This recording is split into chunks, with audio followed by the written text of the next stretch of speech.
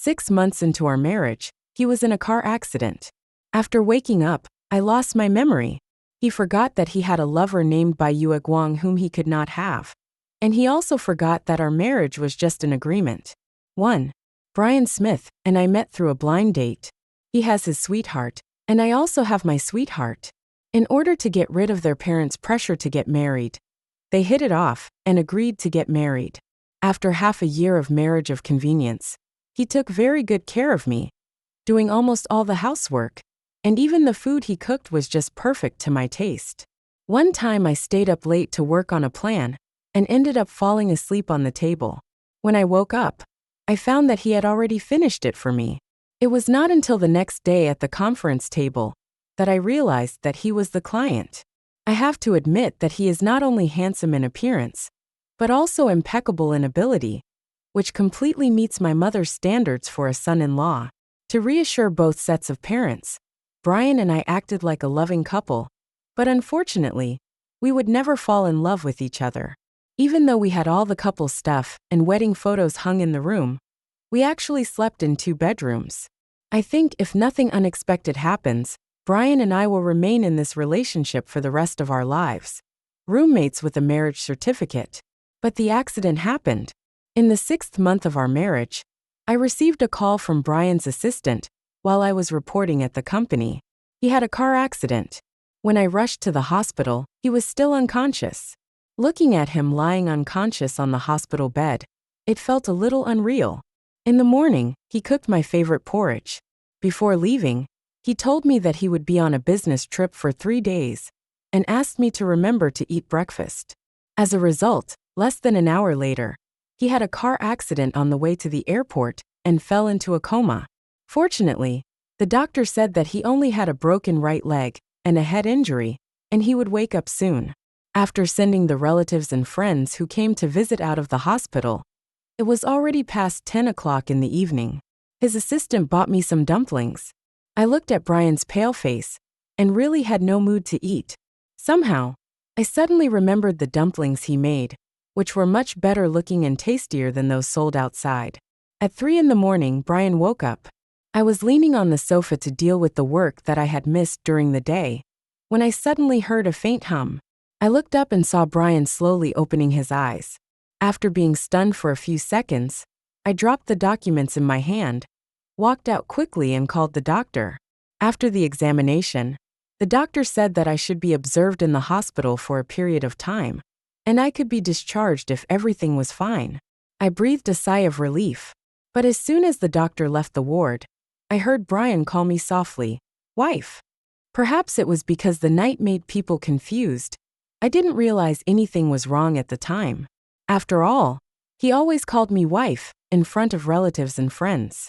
Until when I poured him some water, he suddenly put his arm around my waist, buried his face in my arms and said, "Honey, I have a headache." My brain froze for a few seconds, unable to connect the noble and cold man from before with the man in front of me, who seemed to be acting coquettishly. But more importantly, he shouldn't be so affectionate with me. Something seemed to flash through my mind. I pried his hands apart and leaned over to look at him, who was frowning because of my actions, and asked, "Brian, do you remember who I am?" He smiled tenderly.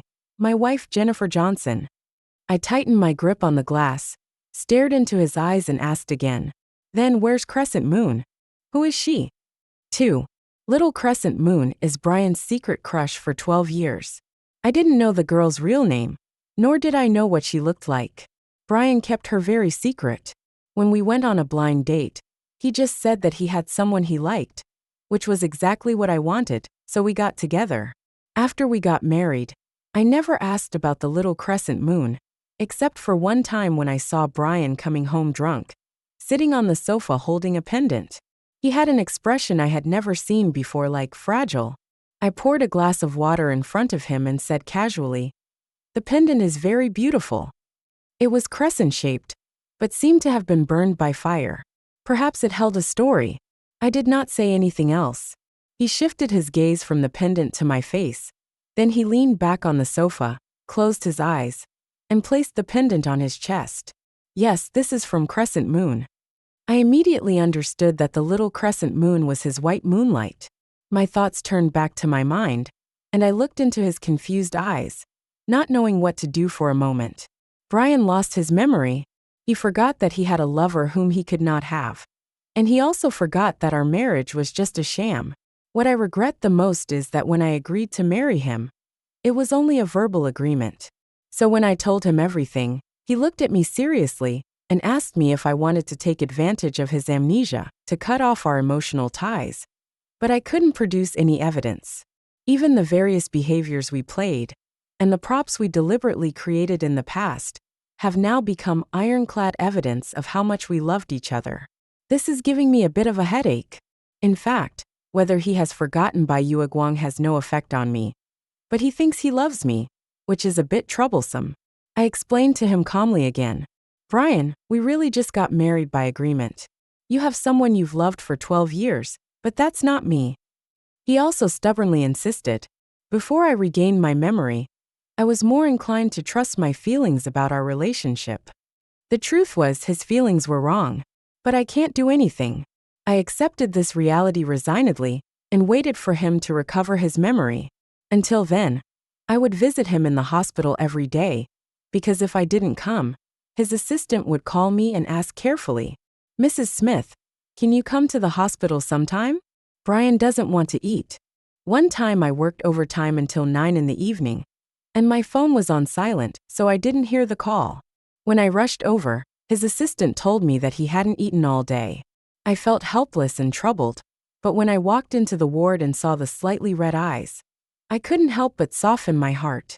Thinking about how he took care of me in the past, it wouldn't be wrong for me to respond to him during his illness now.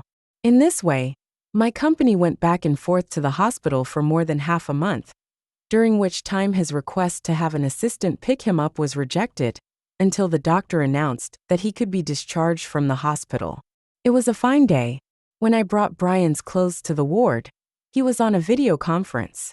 Through the glass on the door, I seemed to see him again as he was before he lost his memory, calm and decisive, gentle and aloof. His health recovered well. Although he became thinner, his facial features became more profound. I helped him leave the hospital and passed a supermarket to buy some fruit. I looked at the people coming and going, raised my head and glanced at Brian, who had been following me, and said in a casual tone, I really have no reason to lie to you. The next moment, I saw a familiar figure appear from the corner, paused, and raised his hand to knock over the jam that had just been placed on the shelf. The glass bottle containing strawberry jam was shattered all over the floor. Brian's unclear voice came to my ears. Is he a reason? Someone who can make you lose your mind? 3. His name is Kevin Brown, my ex-boyfriend. Someone I have liked for 6 years, and whose heart aches every time I think of him. But I still remember what he said to his brothers. Jennifer, you're just my revenge tool. How could I like a pawn? I was holding a cake outside the door when I heard this. I walked in calmly and asked him what he meant. He smiled nonchalantly with the corners of his lips raised. Since you've heard everything, what else is there to ask? Jennifer, I've never liked you. I was just using you. Now you can get out. I threw the cake I had made in his face, walked out calmly, and then cried on the stairwell all night. I later learned that Kevin pursued me to get revenge on his half-brother, Anthony Brown. Kevin's father cheated on his wife and had Anthony. When the truth was exposed and Kevin's mother was forced to jump off the building, Kevin's father and Anthony's mother got together. During college, Anthony was my direct senior. He confessed his love to me, but I rejected him. Then I met Kevin. Different from the gentle Anthony, he is flamboyant and aggressive in his handsomeness, and even pursues people in a high-profile manner. At first I didn't have any feelings for him, and didn't want to have too much contact with such a person. Until one evening, I met a group of thugs on my way back to school after a part-time job. When I was helpless, he rode his motorcycle directly in front of me and separated me from the group of thugs. Although a fight was inevitable, fortunately he was not seriously injured. In the end, he put the helmet on my head and took me away. The stars were bright that night, just like his eyes. He sent me downstairs to the dormitory, took off the helmet on my head, and smiled beautifully. Hey Jennifer, Why are you so hard to woo? I saved you this time. Do you have to marry me? I looked at the scar on his cheek and asked him softly, does the wound on your face hurt? Falling in love probably only takes a moment. For a long time, I had been inexplicably resisting the insistence of liking someone, and he created a crack in my heart. Finally, it collapsed completely, until the truth was revealed on his birthday. I met Kevin again 2 weeks later on the day of my master's graduation ceremony. After the ceremony, I went to return the DIY ring he had given me. He glanced at it and said that things that were given away would never be taken back. I looked at his familiar face and said calmly, "Good." Then I simply threw the ring into the lake nearby. From beginning to end, he looked at me with a smile, didn't stop me, and didn't say anything else. A few days later, at a graduation party, I heard from a mutual friend that Kevin was in the hospital. They said they didn't know what had gone wrong for him, as he went swimming in the lake in the middle of the night. If he hadn't been found by a sanitation worker in the morning, he would have almost died in the lake. At that time, I had already received an offer from a company in another city. The next day, while waiting for my flight at the airport, I received a phone call from an unknown person. No one on the other side spoke until the broadcast reminded passengers to board the plane. I knew who it was, but I didn't stay. I admit that I chose to marry a blind date with a white moonlight because of Kevin. The hurt he brought me was so great that I still haven't gotten over that failed relationship, and I'm even more resistant to entering into a new relationship. I'm trapped in it and don't want to look back, but I can't move forward either. I'm afraid to give my heart again. The appearance of Brian just meets this requirement. We won't fall in love with each other and can save a lot of trouble. Brian knew the name Kevin because I called it out unconsciously one time after I got caught in the rain and had a fever. He was always sharp. That night I had a fever and was half asleep when I saw someone feeding me medicine and moistening my dry lips with a cotton swab. My tense heartstrings finally relaxed a little because of my illness. I raised my hand, grabbed the corner of his clothes and shouted, "Kevin." Later, when I was half asleep and half awake, I could always see a figure leaning on the floor beside the bed.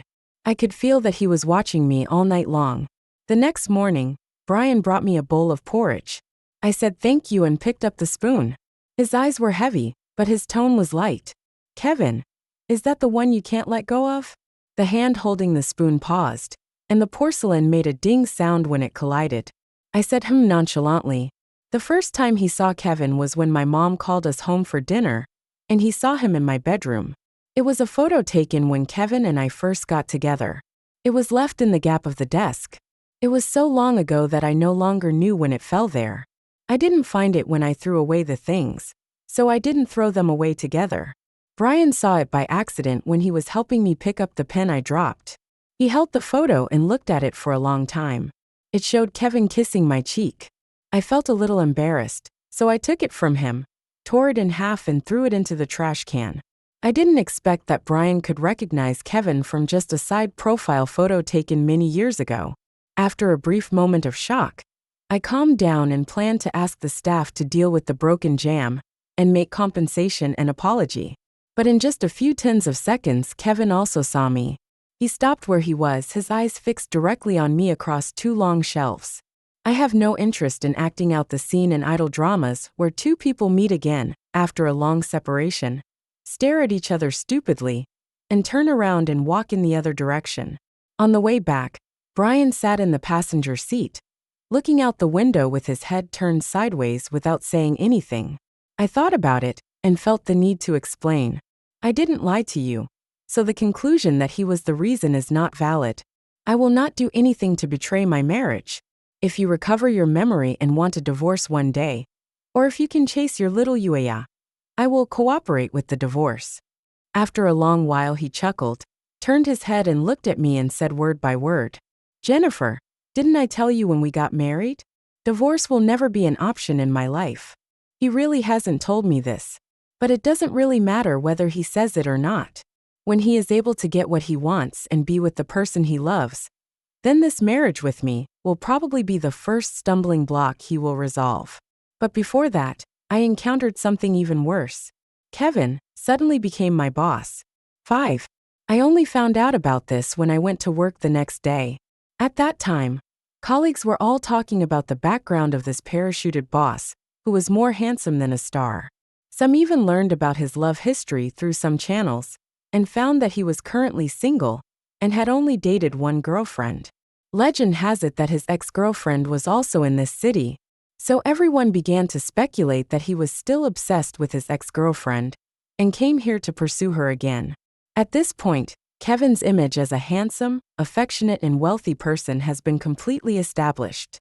But I certainly don't think he came for me. After all, he said he never loved me, and our breakup was not decent.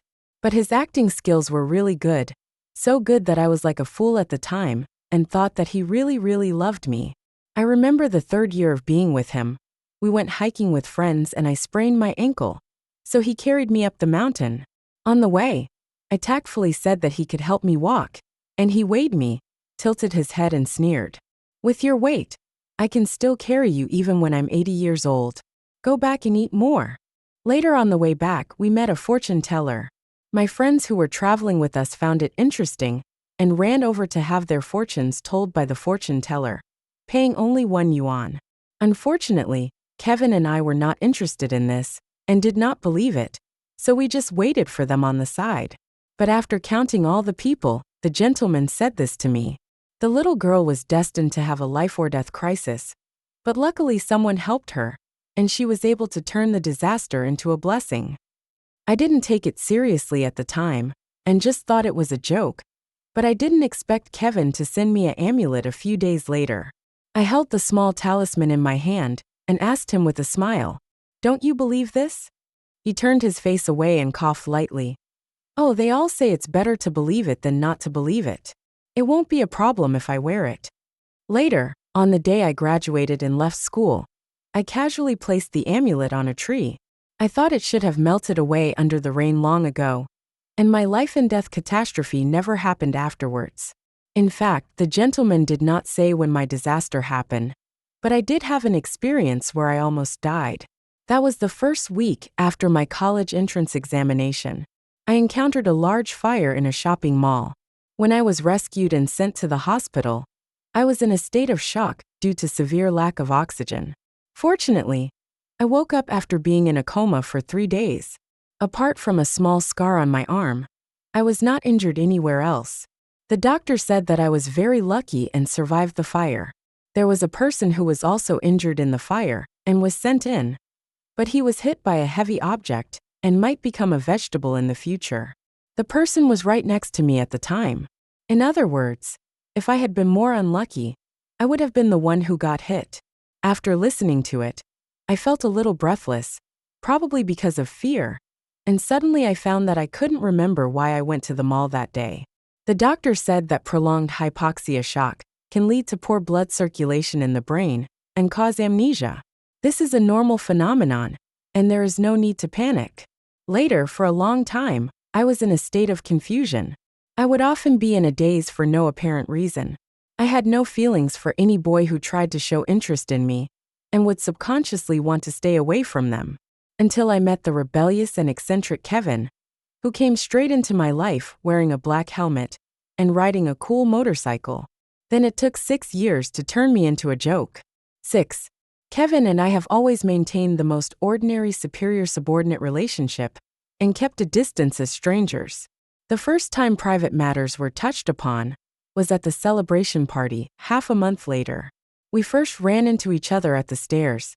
The box was too noisy at the time, so I wanted to go there to answer a call. Unexpectedly, as soon as I opened the fire door, I met Kevin's eyes, who was leaning against the window. He had a lit cigarette between his fingertips. After a moment of pause, I closed the door. Through the gradually shrinking gap in the door, I saw him put out the cigarette in a panic. He quit smoking because I felt sick when I smelled cigarettes. Now I've started smoking again. After changing the place, I returned to the box after answering the phone. By then, Kevin had been instigated by everyone to drink a lot of wine. He was leaning on the sofa in a corner, thinking about something. I don't care. Until I was flipping through my schedule and suddenly remembered when I saw the date that today was his mother's death anniversary. I remember the first time I experienced this kind of day after confirming our relationship. I found him in a hotel. All the curtains were drawn, and the whole room was plunged into endless darkness. I slowly approached him who was curled up in the corner, held his cold hand and told him, "Kevin, you still have me. I will always be with you." Later, every time this day came, I would always stay by his side, without saying anything, just being with him. Before I knew it, my colleagues had already decided to go to the next show, so I found a reason not to go with them. But when I came out of the bathroom, got off the elevator and walked towards the door, I met Kevin standing by the entrance of the hotel lobby. Under the bright light, his figure was still as thin and tall as before, but the difference was that his eccentric personality had been restrained a lot, and he had become calm and steady. As we passed each other, he held my arm. Forced to stop, I turned and looked at him calmly. His Adam's apple rolled up and down. Then he raised his hand to cover my eyes gently, and spoke in a slightly drunken and slightly hoarse voice. "Stop looking at me like that, okay?" Before I could say anything, he suddenly pulled me into his arms, and a strong smell of alcohol appeared in his breath. I struggled for a while, and then suddenly stopped. I heard his low and soft voice in my ears. "Jennifer, what should I do? I regret this." But I couldn't think about what he said. I became extremely slow in an instant, and all my attention was focused on the person who walked in from the door. Brian. He was wearing a black suit with a tie of the same color, and his blue-gray shirt was buttoned to the top button. His sharp and deep eyes met mine almost the moment he walked through the door. A group of people in suits followed him. The one closest to him was saying something with a flattering smile on his face. Finally, he walked in another direction under the guidance of their staff. Just a dozen seconds, but it felt like a century. What's even more terrifying is that I don't know how to face Brian when I get back. After a long silence, I pushed Kevin away. We are all adults. There is no need to be as hysterical as we were when we were young, nor is there any need to act stupid and pretend that we know nothing. He couldn't miss the wedding ring on my ring finger. 7. I actually never told Brian that Kevin was going to be my boss. First, I feel it is not important. He is my boss and will only be my boss. Secondly, I feel it is unnecessary. Brian is now in a state of amnesia. When his memory is restored, it won't matter to him who Kevin is to me. But now I feel a little regretful for not telling him. Perhaps he would misunderstand me. After all, I just said not long ago that I would not cheat on my wife, but he caught me and my ex-boyfriend in public. I drove along the river bank for a long time in a somewhat confused state. After the night breeze calmed my mood, I started off to go home. Then my car broke down on the road, and I was stuck. To make matters worse, the phone was out of battery. The old saying is true. Once a person is unlucky, even drinking cold water will get stuck in his teeth. Just as I was searching for the data cable with the last glimmer of hope, a black Kian slowed down and slowly approached, finally stopping next to my car and flashing its lights twice. I subconsciously looked back, and the car window was halfway down, revealing Brian's handsome and delicate face. His assistant got down from the driver's seat and asked Brian and I to go back first while he would handle this. After a few seconds of silence, I walked towards the driver's seat with my bag. Brian had injured his right arm and couldn't drive because of the pain. Now I see him sitting in the back seat motionless. His arm must be hurting. The atmosphere in the car was a bit depressing. I glanced at him secretly through the rearview mirror, and then met his eyes. After coughing lightly to ease the embarrassment, I said, "Well, it's not what you see. He is my boss now." After a while, Brian's voice came from behind. "Well, you said you wouldn't cheat, I believe you." His voice was calm, but the word cheating seemed too serious. However, he said he believed me, so I couldn't tell whether he was angry or not, but I was always in the wrong. I got home feeling very nervous. As soon as I entered the door, he grabbed my waist and pushed me behind the door. Before I could even scream, I heard him lean over and whisper in my ear, "Wife, what should I do? I am very unhappy now." I couldn't help but tremble slightly and put a little more force on my hand against his chest. "Get up first. There's really nothing going on between him and me." The hand on his waist tightened a little, and his voice became a little hoarse. "I told you, I believe you, but I will be jealous." I was a little stunned when I heard that, and for a moment I forgot to continue pushing him away. The next second, he leaned over and rested his forehead on my neck. His tone was indescribably low and suppressed. You were with him for 6 years, 6 years. To be honest, I think the current situation is a bit complicated. Brian had a sweetheart for 12 years, and I had an ex-girlfriend for 6 years. And we told each other about this before we got married. If either of these two things hadn't happened, him losing his memory in a car accident, or Kevin suddenly becoming my boss, things wouldn't have become as difficult as they are now. My thoughts were in a mess, and I sighed helplessly. Brian, don't do this. When you regain your memory, you will know that you don't like me at all. After a long while, he laughed at himself.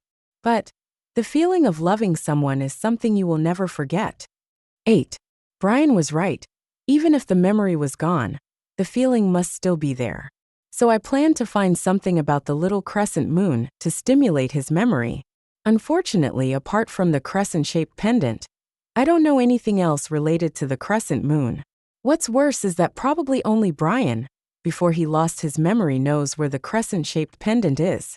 And I couldn't just go through his stuff, relying on my memory of the brief glance I took that night. I drew it on paper with a pen. To my surprise, although I could only remember some vague features at first, it was very smooth when I drew it. The crescent is made of wood. It is not the delicate and slender crescent that we usually see. Instead, it is fat and round with hollow edges. It looks gentle yet sharp. When I took the finished drawing to Brian's study, he was on a video conference. Through the half-open door, I saw him leaning casually on the leather chair, his slender fingers slowly turning a pen, and under his deep and affectionate eyebrows was indifference and coldness engraved in his bones. Somehow, I feel like he and Kevin are somewhat similar in some ways. Before I was with Kevin, I saw him fighting once, in an alley on the commercial street near the school. I have forgotten why I happened to walk to the window above the alley, but I still remember how ferocious he was when he twirled his lighter and stepped on the last boy. And then, he suddenly looked up at me with a bright smile on his face. What a coincidence, Jennifer. Beneath the casual and ostentatious appearance lies endless depravity and cruelty. Brian, on the other hand, hides naked aggression beneath his gentleness and dignity. The most vivid memory is the wedding night. Probably because he didn't marry his sweetheart. He drank a little too much, and under the alcohol, he mistakenly thought I was the person he liked. I had just come out of the bathroom, and was bending over to wake him up as he lay on the sofa. Under the dazzling light, he opened his eyes and looked at me, then turned over and pressed me down on the sofa. My mind went blank for a moment, and the next second, his bewitching and drunken voice rang in my ears. Honey, you smell so good. I could feel the warmth of his lips on my neck, and he gently held my wrist, but I couldn't get away at all. Each of his movements was pressing, yet gentle and restrained. I was trembling from the bottom of my heart, and I stopped him with a trembling voice before the situation got out of control. Brian, do you see who I am? Hearing this, he paused for a moment, then laid his face on my shoulder and remained silent for a long time, then said softly, I know who you are, my wife. It's a nice painting. The sudden sound in my ear brought me back to my senses. When I looked up, Brian had walked up to me and even took the manuscript from my hand. After taking a deep breath, I asked him tentatively, Does this look familiar to you? He squinted his eyes and looked at the painting on the paper carefully. He did not answer my question, but turned the painting over, held the top of the manuscript paper, and handed it to me, leaning forward slightly and asking me, What do you think? Does it look familiar? At least before he asked this question, I could say with certainty that my memory of the crescent-shaped pendant came entirely from that accidental sighting. But now, I'm starting to feel uncertain. 9. Ever since Brian asked me that question that day, for many nights in a row, I would dream about the fire, the thick smoke, the chaotic crowd, and the shrill screams. Then I was awakened, looked at the dark blue sky outside the window, and couldn't sleep until dawn. The consequence of this incident was that I accidentally slept on the company rooftop for the entire afternoon. When I woke up, the orange sunset had enveloped the entire city. I was wearing a black suit. A tall and thin figure stood in front of the fence, and the short hair on the back of his head was gently swaying in the evening breeze. "It's Kevin." I took off the clothes I was wearing and placed them on the table. I stood up and prepared to leave when I heard his voice behind me. "Jennifer, do you like him?" "He refers to Brian." I stopped, turned around and looked at him leaning against the fence and smiled. "Kevin, I have a question I haven't asked you yet. Does what happened between you and Anthony have anything to do with me? Why drag me into this?" As soon as he finished speaking, he frowned and pursed his lips, his eyes fixed on me. I raised my hand to put the wind-blown curly hair behind my ears and chuckled. "So, what happened between Brian and I has anything to do with you? Why should I explain this to you?" After I pushed him away in the hotel that day, he said this to me. "Jennifer, I'll let you get revenge, okay?" After a few seconds of silence, I looked at him and laughed. "Kevin, you are still so childish. Since I have already wasted 6 years, how could I possibly waste my time again on the same person? As for revenge, I think in a relationship, the best way of revenge is to live a better life after leaving him than when you were with him. Therefore, if I have any thought of looking back, I would be sorry for the self who cried all night and couldn't sleep. After such a long time, I can still clearly remember every morning when the sky was about to brighten outside the window during that period. Then I felt lucky and saw the sun the next day. I used to not understand those people who were so miserable because of a broken heart until they stabbed themselves with the knife. I found myself even worse than them. In fact, such a devastating blow was enough to make me lose the ability to love someone. The sunset at the end of the city slowly fell. Kevin walked around the wooden table and chairs and came to me, looking down at me. "What if I say that using you is true, and loving you is also true?" In fact, if he had said this to me when I first knew the truth, I cannot guarantee that I would have been able to turn around decisively. After all, I really loved him very much at that time. But there are some things that no longer need to be said once the statute of limitations has expired. Since I've been fooled by you once, I won't be fooled by you a second time. When I received the call at the airport that day, I did not choose to stay, and I will not do so in the future. Maybe the happiness and pain he brought me were too profound, and I have not been able to let it go. For a long time, I didn't understand whether it was him that I couldn't let go, or the self who once loved him with all my heart. In short, the moment he reappeared and tried to save the relationship, I suddenly realized that nothing mattered anymore. He's not worth it. 10. I saw Brian on the way back home. I had just come out of the company and parked my car in front of a watch store to wait for my friend. Across the road covered by countless tall sycamore trees, Brian was standing outside a small shop opposite, queuing. They sell steamed cheese with sugar, which is one of my favorite desserts. There are many places selling steamed sugar-coated cheese in this city, but this one is probably the best, so I have to queue for 2 hours every time I come to buy it. The shop is run by a not-so-young couple, who are quite unique. They are open only on odd days of the week, and have limited sales, making it even harder to buy items. I haven't eaten it for a long time. The withered yellow sycamore leaves fell slowly. Standing in front of Brian were a few men and women in sweatshirts. After buying some steamed cheese with sugar, they happily ran to the other side. Brian, wearing a formal suit, actually looked quite out of place standing inside. Besides, his time should be precious, so there was no reason for him to queue here. If he wanted to eat, he didn't need to come here in person. His behavior reminded me of a couple in their passionate love, where the boy would queue up for hours just to buy the girl her favorite dessert. This kind of thing didn't seem out of place when it happened to Brian, but that's just what I think. It was not until I went to a restaurant with my friends and came home and saw the bowl of steamed cheese with sugar on the table that I realized he bought it for me. Perhaps I was too surprised when I held the bowl, so he turned his head and asked, "Didn't you say you wanted to eat this?" A lot has happened recently, and I talked about a lot of things when I was chatting with my friends on the phone, so if he hadn't mentioned it, I probably wouldn't have remembered that I wanted to eat steamed cheese with sugar. But I didn't expect that he still remembered it. I held the porcelain spoon in silence for a long time and looked at him with mixed feelings. "Brian, you don't have to do this." He did all these for the person he loved, and I was not his lover. He frowned and looked at me and asked seriously, "Jennifer, then teach me, what should I do?" Perhaps it was the subtle hint of helplessness in his tone that suddenly gave me an incredible idea. If I had met Brian before he had his girlfriend, and before I met Kevin, I would probably have been attracted to him. After all, he was almost impeccable in every aspect.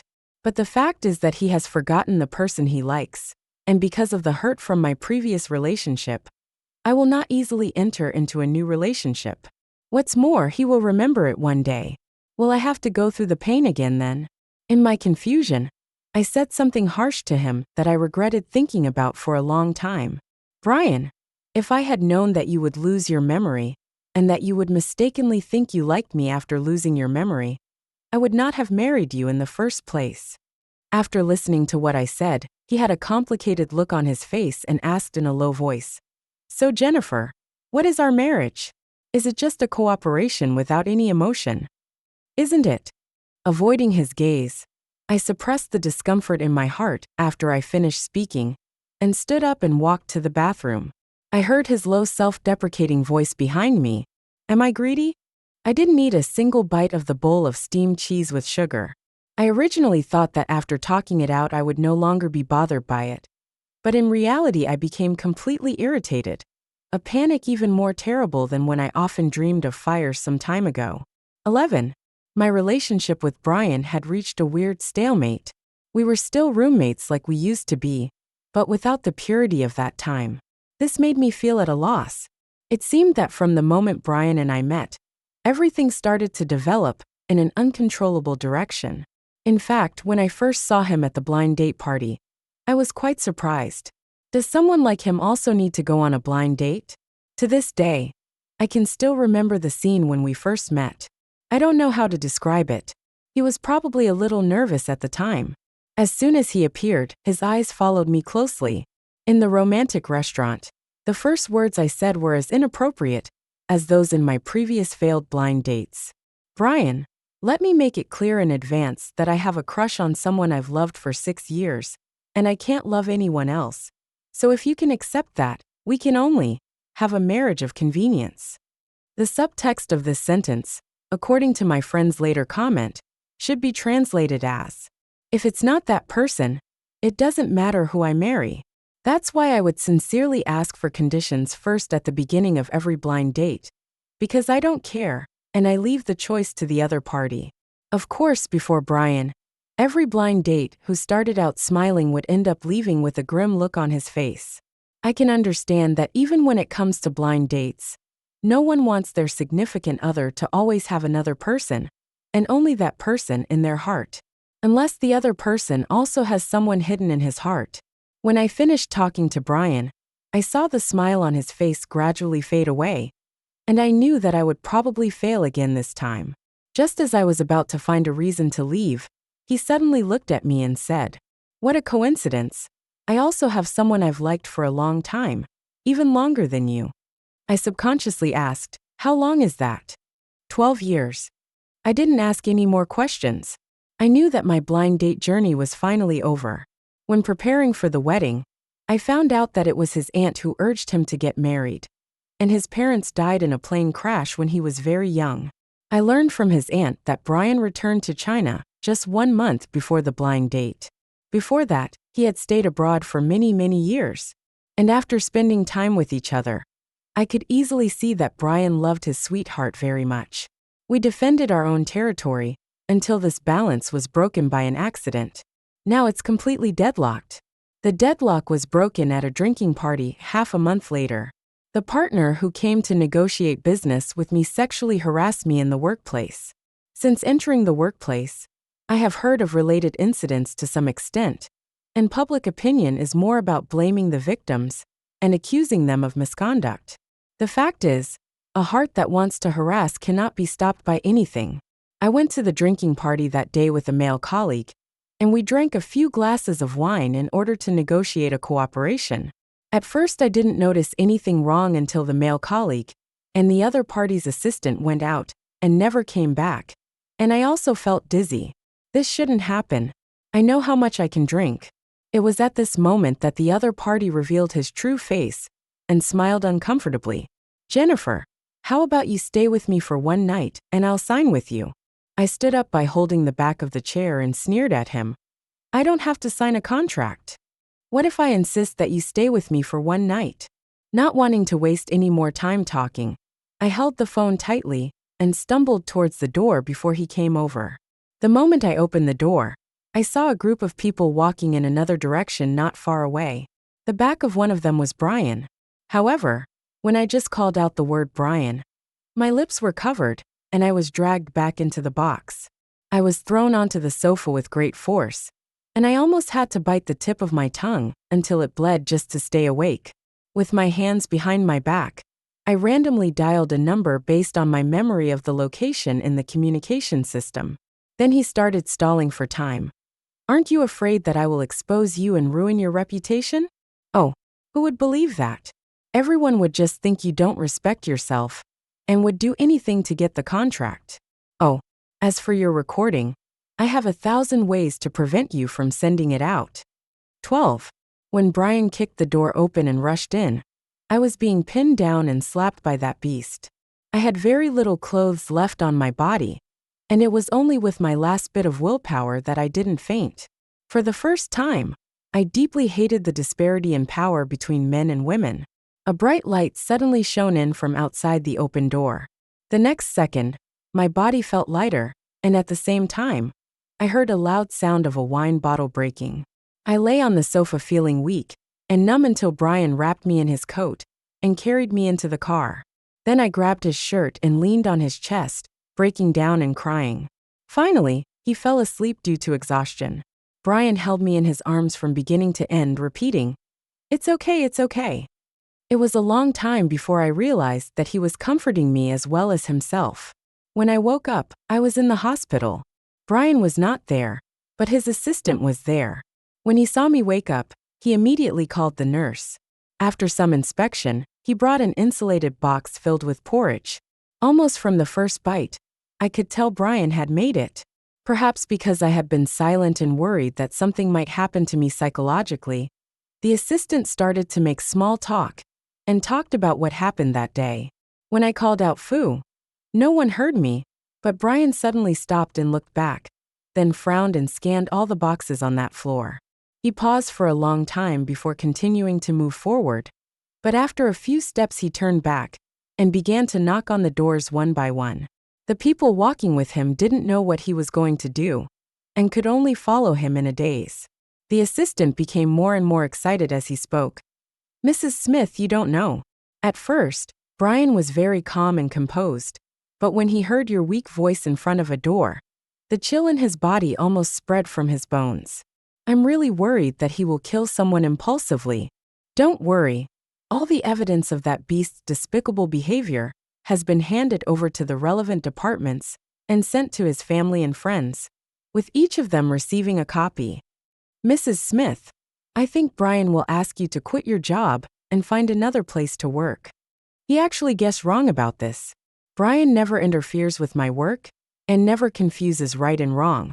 So when his assistant later mentioned this matter to him, he just looked at me and said naturally, "It's not your fault, why are you leaving?"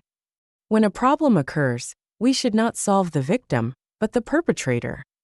"Jennifer, you are clean." 13. The call I made casually was to Kevin, but when he arrived, I had already been taken to the hospital by Brian. When he appeared in the ward, Brian was applying medicine to my face. I tried to move my face away because I was afraid of the pain, but he held my chin tightly, so I couldn't move at all. I could only whine softly, "It hurts, it hurts. Don't move." As soon as I finished speaking, I saw Kevin standing at the door of the ward. He swallowed the words in his mouth and suddenly fell silent. Brian paused while applying the medicine, but without looking back, he continued to apply the medicine to me slowly and carefully. After an unknown amount of time, he put away the medicine box and whispered, "I'm going to go out and make a phone call. It will take about 15 minutes. After saying that, he stood up and walked out the door. When he passed Kevin, he didn't even look at him. The ward fell silent in an instant. After a long while, Kevin slowly walked up to me, his voice a little suppressed. "I'm sorry. I couldn't make it in time." I turned my hospital bracelet and politely said, "It's okay." In fact, compared to being saved by him, I am glad that it was Brian who showed up. The ward fell silent again. He raised his hand and made a phone call. I couldn't help but chuckle in my heart. It turned out that he and I had really reached the point where we had nothing to talk about. A few minutes later, the male colleague who abandoned me at the drinking party showed up and apologized to me. He did this because he received benefits from the other party. I am not that kind and will not easily let go of those who hurt me. So go and accompany that beast. When the time on the phone jumped to 11 o'clock, Brian pushed the door open on time, holding an insulated box in his hand.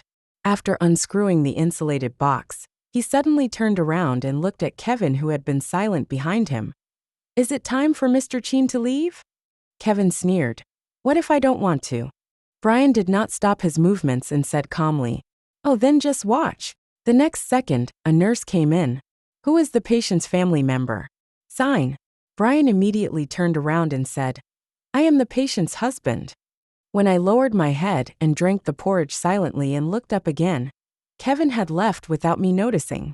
After a week in the hospital, I was able to be discharged. Perhaps because of the shadow, I started to have nightmares. I would wake up in the middle of the night every day, my clothes soaked with sweat, and my cheeks wet with tears. So I couldn't deceive myself that I was no longer afraid. Probably from the second time I woke up from a nightmare. Every time I woke up, I would see a night light on at the head of the bed, and Brian would sit by the bed and hold my hand to comfort me. "Don't be afraid, it's just a nightmare." The night really magnifies the fragility and fear infinitely. Even though I rationally understand that I shouldn't do this, I still indulge myself in falling asleep holding his hand. Just holding hands, just too scared, that's all. That's what I told myself. But the matter of falling in love has always been unreasonable. The first time I discovered something was when I woke up in the middle of the night and didn't see Brian by my bed. I subconsciously got up to look for him and finally saw him on the balcony talking on the phone with someone.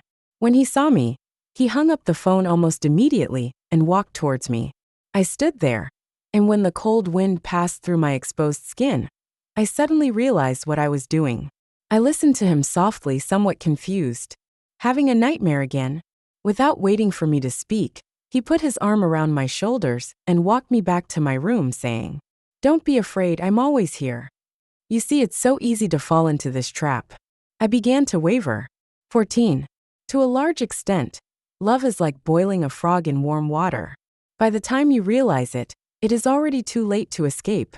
I met Kevin when I went to the watch store to pick up a gift for my friend. He lowered his eyebrows and glanced at the watch in the gift box and chuckled. "Your vision is still as good as ever." Not wanting to say more to him, I picked up my bag and was about to leave, but I heard his voice behind me. "Jennifer, today is my birthday." I paused, but didn't look back and continued walking forward.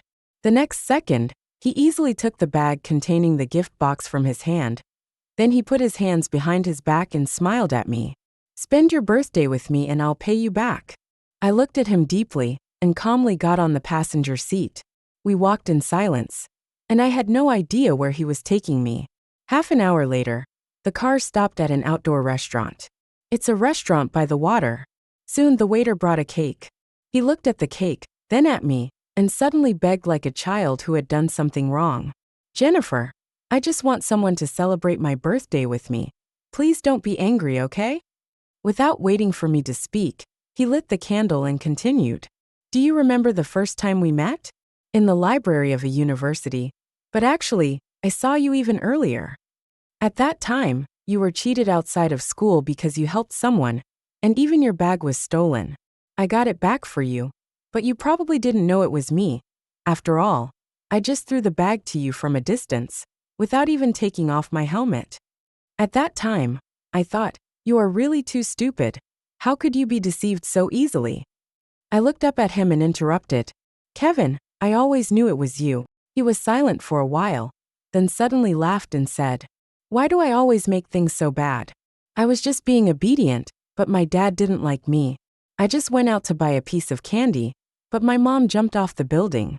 I obviously like you very much, So why would I choose to hurt you because of an unimportant person?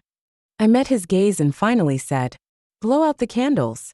He maintained a smile on his face, suddenly stood up and walked to the pool, and snorted, "It's a shame I couldn't trick you again."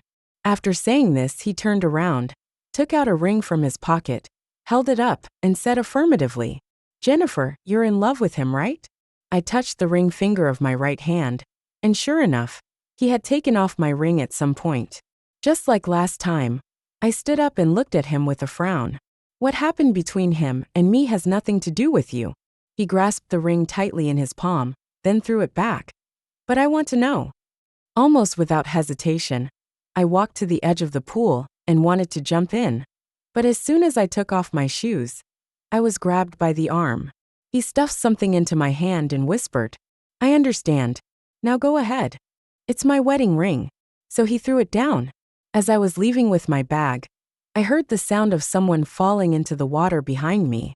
For some reason, I suddenly remembered that when he made that DIY ring for me, he knelt on one knee and put it on my finger solemnly, saying in a very serious manner, "This is a one-of-a-kind ring I made for you. I'm so lucky to have met you, Jennifer. I will love you forever." 15. I was in deep trouble. Kevin's test not only gave him the answer, but also gave me the answer. I'm pretty sure I'm in love with Brian. I knew there was an abyss ahead, but I still couldn't stop. Brian was completely unaware of all this. He would only show me more love when I responded a little bit to his love. I once deceived myself into thinking, "Let it be, Jennifer. He has lost his memory anyway, so don't worry about it." But I soon came to my senses. This complex emotion lasted for a long time. Until that day when I was cleaning and accidentally found the crescent-shaped pendant. Placed together with it was the hollow sun pendant that could fit perfectly into it. In fact, during the time when I kept dreaming about the fire, I went to see a doctor many times. I wanted to know if I could remember why I went to the mall that day. Unfortunately, the answer I get every time is a 50% chance. Perhaps seeing familiar objects or scenes would be more conducive to memory recovery. This applies to Brian as much as it applies to me. So I took the pendant to the mall where the incident happened, sent a WeChat message to Brian, and randomly told him the location of a nearby restaurant, planning to wait for him to arrive before going there. I want to have a good talk with him about the fire and the pendant. However, just as I was lost in thought, hooking the pendant, and was extremely certain that there must be something related to Brian in my forgotten memories, the people passing by suddenly started talking about the same thing. A nearby restaurant caught fire. At first I didn't take it seriously, but when I heard the name of the restaurant, I suppressed my panic and rushed to the restaurant where the fire broke out while calling Brian. No one answered. I comforted myself. It wouldn't be such a coincidence. It wouldn't be possible. But when I saw people being rescued one after another, I couldn't stay calm.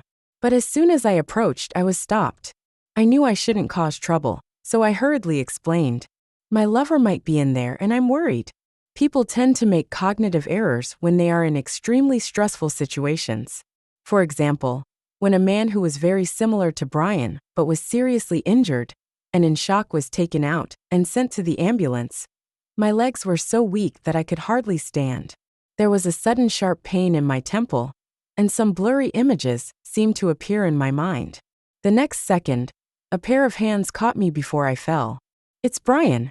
His clothes, face, and hands were covered in dust.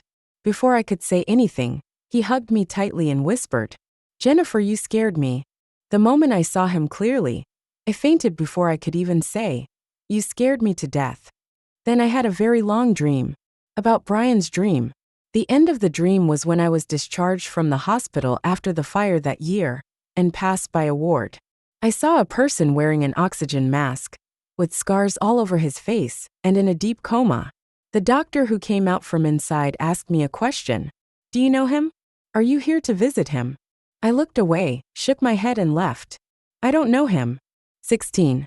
If we say that Brian now is the light that is not dazzling but still and deep after going through hardships and the baptism of time, then he has put away all his edges, and is now a person who is not dazzling but deep and quiet.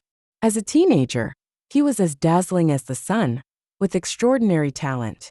The first time I knew him was on the list of competition results. He was the contestant who won gold medals in 4 subjects: mathematics, physics, chemistry, and biology. Even though I was not in the same school as him, his presence would make me linger on him for a few seconds. Brian. The first time we really met was at a joint school basketball game. Actually, I don't have much interest in basketball games. I was hit by a basketball when I was very young, which left a big trauma on me. I have stayed away from basketball ever since. Because there were contestants from other schools that day, students could be seen everywhere on the street carrying and shooting basketballs. According to Murphy's Law, the more you fear something, the more likely it is to happen. So when a basketball hit me with a precise parabolic trajectory, my only reaction was to stand there with my eyes closed and my head in my hands. I don't know how long it took, but someone blew the strands of hair on my forehead gently, and a low laugh sounded in my ears. Classmate, how long are you going to hold your head? You can open your eyes now. My heartbeat quickly made me open my eyes slowly, and when I saw the person in front of me clearly, my heart beat even faster. In the scattered sunlight, the boy leaned over very close to me holding the basketball, so close that I could even see the small mole hidden at the end of his eyebrow clearly. He tilted his head and glanced at the school badge on my chest, muttering, "Jennifer, Class 6, Grade 1. Then he smiled, spun the basketball towards the basketball court, and left a message. "My name is Brian, and I'm from Nanching No. 1 High School, Grade 1, Class 9. I saw him again on the last day of the basketball game. When I was listing Chinese homework on the blackboard in the classroom, I suddenly heard a classmate's voice outside the door. Jennifer, someone's looking for you." I subconsciously looked over while holding the chalk, and Brian appeared outside the door. He was holding a basketball and waving at me with a smile. He came to me to invite him to dinner, under the pretext of, "Thank you, lifesaver." I thought about it and took him to the school cafeteria. He didn't care and ate it with a clatter. When I lowered my head and poked at the meatballs, he leaned over and asked eagerly, "Did you come to see me play basketball?" I shook my head subconsciously. "No." He paused, then smiled and said, "That's a pity. I'm not being narcissistic.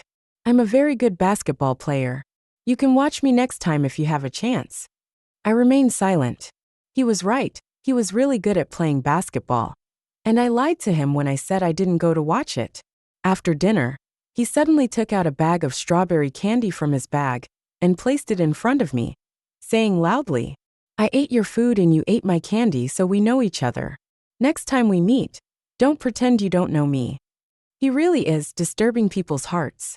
After that, I often unconsciously looked for the gap between myself and him, and finally came to the conclusion, am I not worthy of him? It's really crazy. However, a girl's thoughts have nowhere to hide, because blushing will expose them, and the same goes for a boy's thoughts, because his eyes will betray him. I have never told anyone about what happened between him and me. I thought that the college entrance examination would be the beginning, but I didn't expect that after the college entrance examination, it would be the end. The accident came very suddenly. I was going to give him a gift that day, a pendant that I designed myself, and then had a master from a wood carving museum carve it. His is the sun, mine is the moon, and they can be embedded together.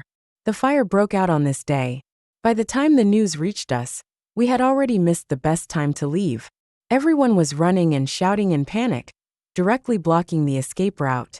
The last part of my memory was when Brian leaned over to block a heavy object from falling down in a corner.